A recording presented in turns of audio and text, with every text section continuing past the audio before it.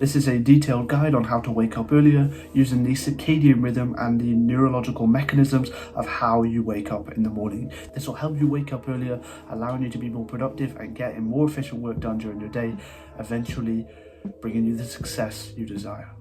Hello, I'm Dylan, I'm 18 and I coach lazy people to turn productive using tactical techniques and strategies like this that changed my life forever. I spent 5,000 hours or 210 days straight playing Call of Duty and other such video games, and now I effortlessly and easily breathe through large amounts of my work for my business, education and personal development goals. And I'm going to find this video useful.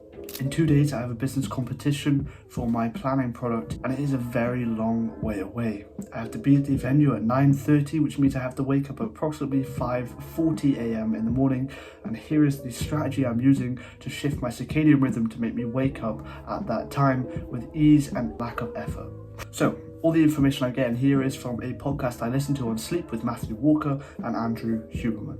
It's all to do with your circadian rhythm, which essentially is the body's clock or timer of when you should wake up and when you should go to sleep. So if you feel sleepy, it's the circadian rhythm releasing melatonin based on your intracellular nuclear timer that you activated with light as the Zeitgeber in the morning. That's a load of mumbo jumbo neuroscience for whatever time you see light in the morning, 12 hours later you'll feel sleepy.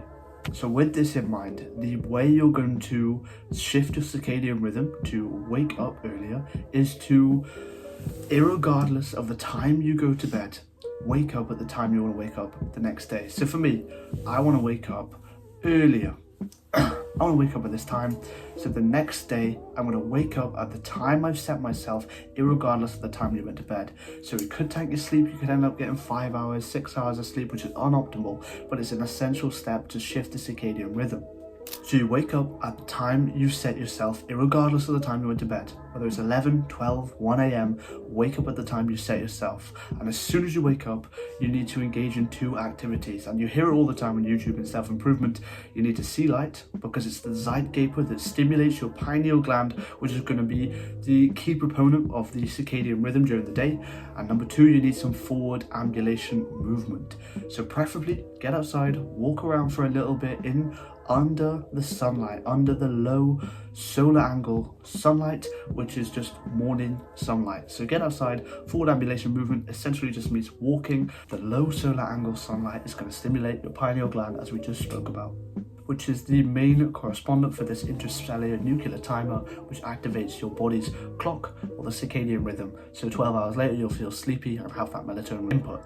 And furthermore, the forward ambulation movement, the walking, acts as a secondary indicator towards the body that you're awake. If you're up and you're moving and you're wandering around, it's irrefutable evidence that you're out of your bed, you're awake, and therefore the body starts to implement the tactics to keep you awake. It starts to implement the mechanisms that wake you up. So mechanisms that wake you up, as well as syncing with the circadian rhythm like we just spoke about. So get outside and walk outside. Boom. So wake up, irregardless of the time you went to sleep, at the time you want to wake up, and get outside and walk.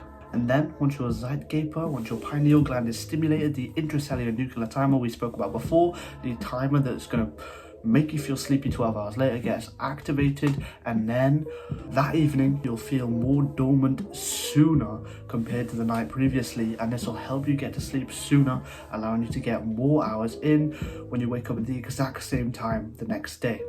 So that's 2 days into the cycle. The next day, as soon as you wake up at the time you set yourself, again, irregardless of what time you went to sleep, it's still going to be slightly mishapped.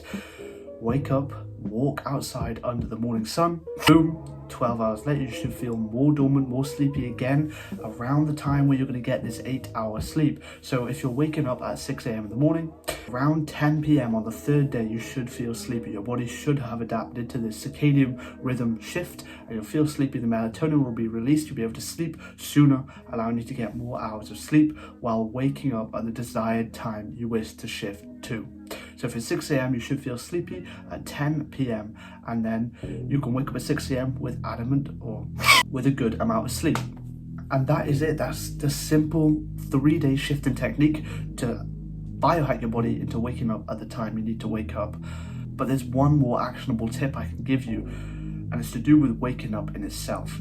I struggle big time with listening to the alarms and waking up with the alarm and hitting snooze. So what you need is 2 alarms, this dual alarm setup. So preferably if you have 2 devices, you can have 2 alarms that way, but if not, just set 2 on your phone or 2 on your alarm clock essentially. You need a soft alarm, so something that's chiming, relaxing, maybe a little bit of classical music. Set that to 10 to 15 minutes before your actual alarm. So if you want to wake up 6 o'clock at 5:45, set a soft classical alarm that will wake you up slowly. You then scream, Alexa, shut the hell up, or whatever the alarm's set on, and then go back to sleep for that 10 to 15 minutes, and then your harsh alarm comes on, but by this point you're already half asleep. You're in shortwave sleep, which means you're more aligned to actually waking up this time and not hitting snooze. So dual alarm setup, super soft alarm 15 minutes before you actually want to wake up, then set your real hard alarm, and you'll find it easier to wake up and actually get the ball rolling. One final detail, if you use your alarm clock as a grenade, as soon as it goes off, if you are going to hit snooze and then throw it across the bedroom, because then when it goes off again, you have to get up, you have to use it, and that's how I personally get up in the mornings, use my phone as a grenade. So a summary from this video: in order to wake up at the time you want to wake up, it's a 3-day ultradian cycle, a 3-day circadian rhythm shift.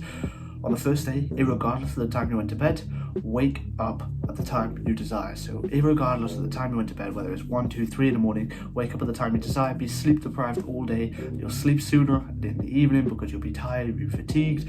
Wake up at the exact same time again, and then on the 3rd day you should be aligned that in the evening you'll feel sleepy and you'll be able to get the right amount of hours for the time, right amount of hours of sleep for the time you're waking up. And again, the major detail is that every single morning you're getting outside under the morning sunlight and having this forward ambulation movement or walking. The reason this is so important is because, so I hope you found this video actionable, useful and tactical. If you're looking to get more help from me on a more personal level, there's a free one-to-one consultation in the description where I can analyze how I can help you become more productive using tactical techniques and strategies that have changed the game for me and helped thousands of people across my YouTube channel.